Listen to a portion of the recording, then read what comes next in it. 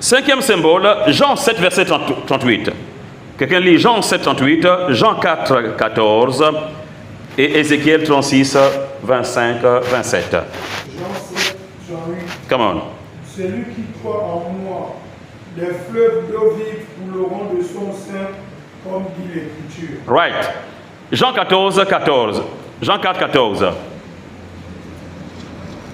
4, 14. Mais celui qui boira de l'eau que je lui donnerai n'aura jamais soif. Et l'eau que je lui donnerai deviendra en lui une source d'eau qui jaillira jusque dans la vie éternelle. Amen. Ézéchiel 36, 25 à 27. Entrez sur vous une eau pure et vous serez purifiés. Right. Je vous purifierai de toutes vos souillures et de toutes vos idoles. Je vous donnerai un cœur nouveau et je mettrai en vous un esprit nouveau. J'ôterai de votre corps le cœur de pierre et je vous donnerai un cœur de chair. Alors ici, le Saint-Esprit est symbolisé par quoi?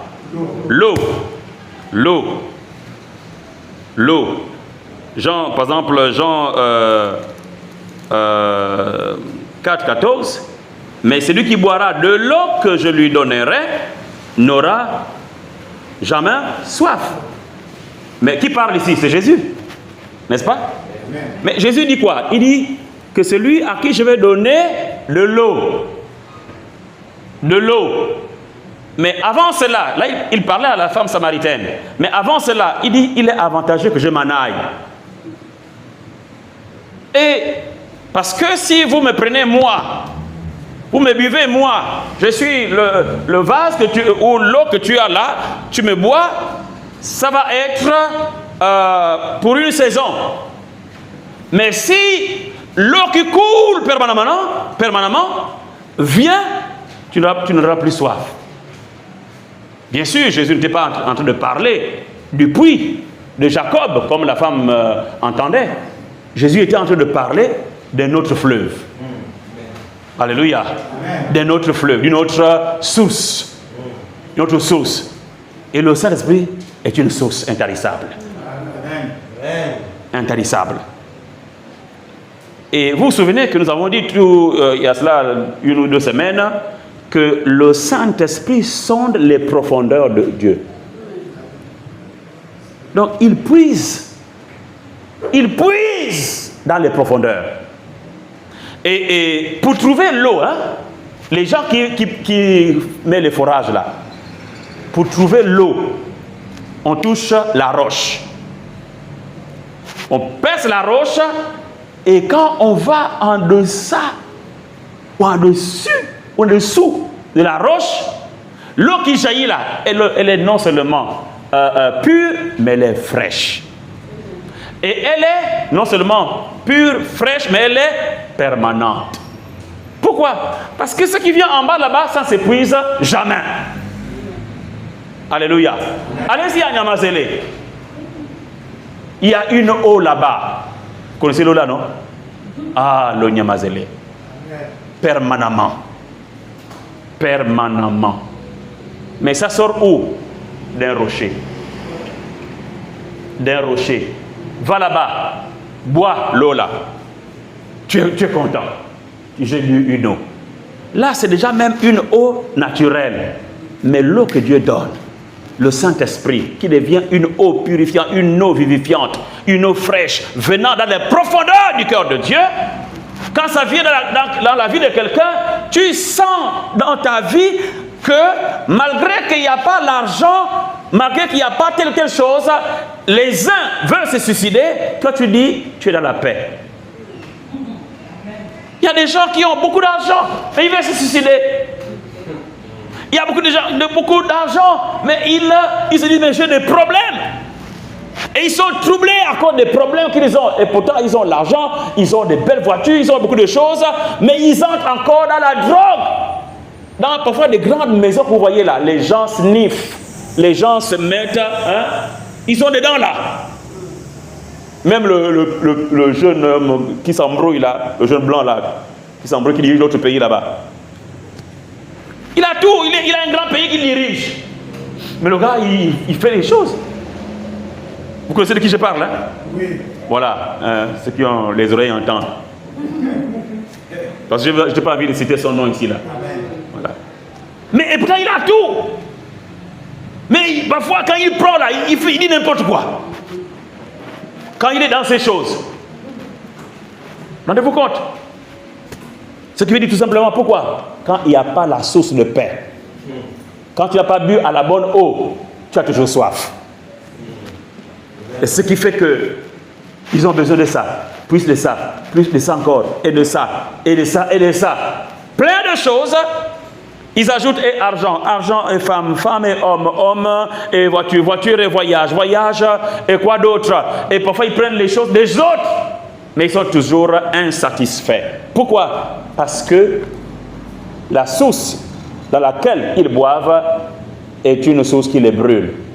Ça les ronge et ça les détruit.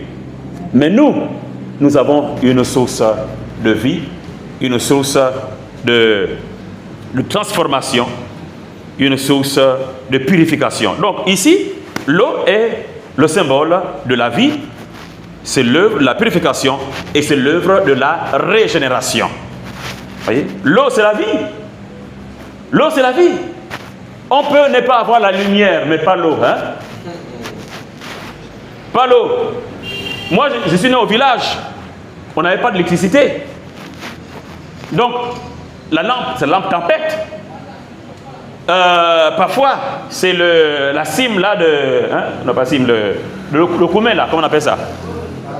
Hein? La sève, hein? C'est la sève, hein? La sève ou la sève de koumé. Hein?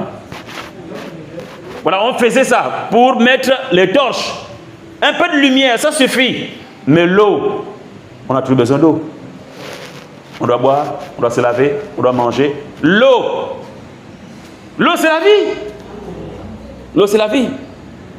Donc, si tu sens une certaine sécheresse dans la vie, dis Seigneur, alors là, j'ai besoin de boire.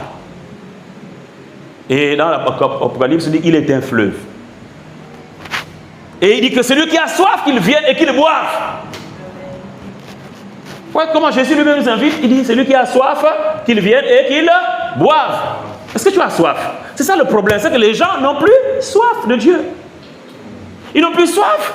Et autrement dit, en fait, ils ont une soif, mais ils préfèrent vivre dans la sécheresse que de demander d'être abreuvés d'une bonne eau. Et parfois, on boit l'eau n'importe comment, qui nous donne les verres. Les verres spirituels. Hein? Oui, les amis spirituels. Parce qu'on boit n'importe quelle eau. Aujourd'hui, déjà, les réseaux sociaux donnent beaucoup d'eau. Hein? TikTok donne de l'eau. Facebook donne de l'eau. Qui d'autre? WhatsApp. Oh, WhatsApp. Ouais. WhatsApp. Où tu ouvres WhatsApp.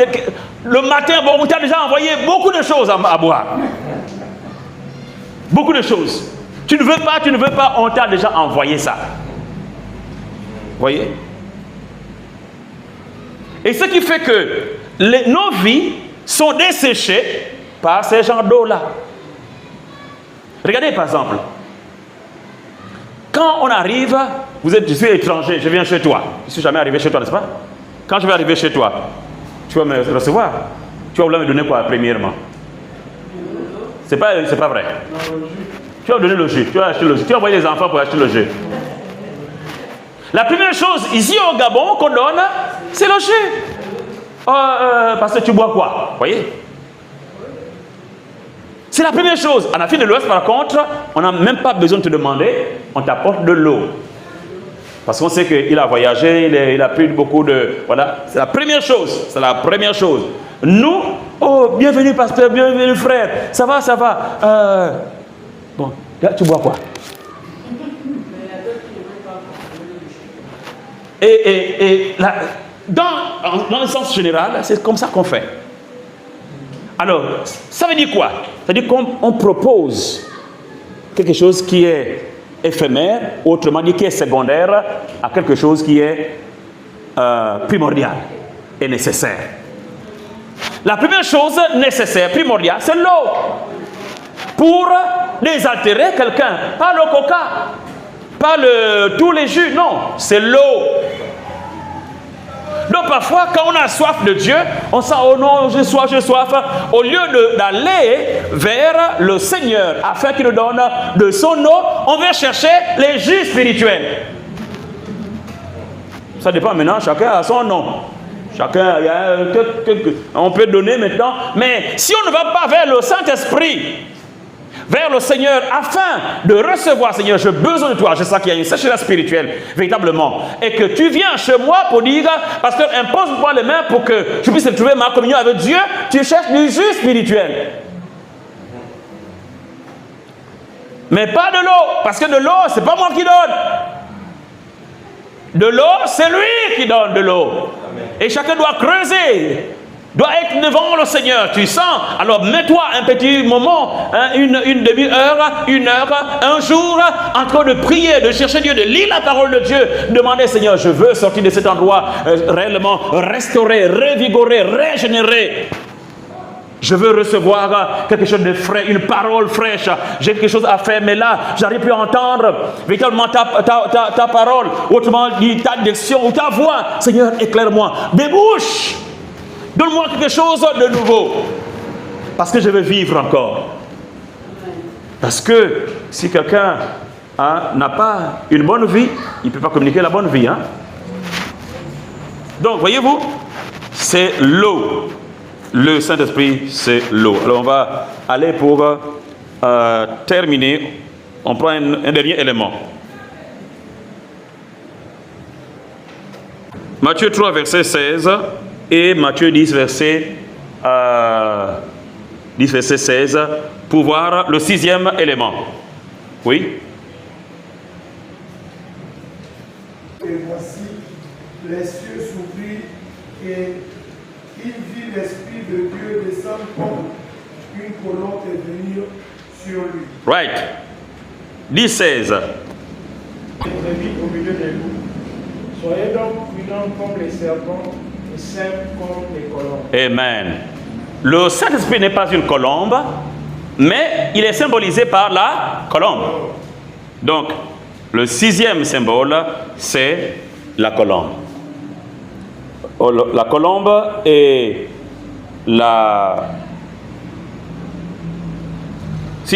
comme signification ou illustre la gentillesse, la simplicité, la tendresse, la paix, l'innocence. Ça, c'est la colombe. La colombe signifie ou bien illustre la gentillesse. Le Saint-Esprit est gentil. Alléluia. Hein? Le Saint-Esprit est gentil. C'est pourquoi il est avantageux. Et Jésus, il est avantageux pour vous, je m'en aille. Le Saint-Esprit est gentil. Le Saint-Esprit est simple. Hein? La simplicité. La simplicité. Le Saint-Esprit est tendre. La tendresse. Symbolise la tendresse. La tendresse. Le Saint-Esprit aussi illustre la paix. C'est pourquoi vous allez voir toujours un peu partout, on met la colombe de la paix. La paix et l'innocence. C'est pourquoi Jésus a dit, hey, vous pouvez parler de tout le monde. Hein? Parlez contre le Père, parlez contre le Fils. Mais le Saint-Esprit là, faites attention. Hein? Parce qu'on veut le protéger. Innocemment.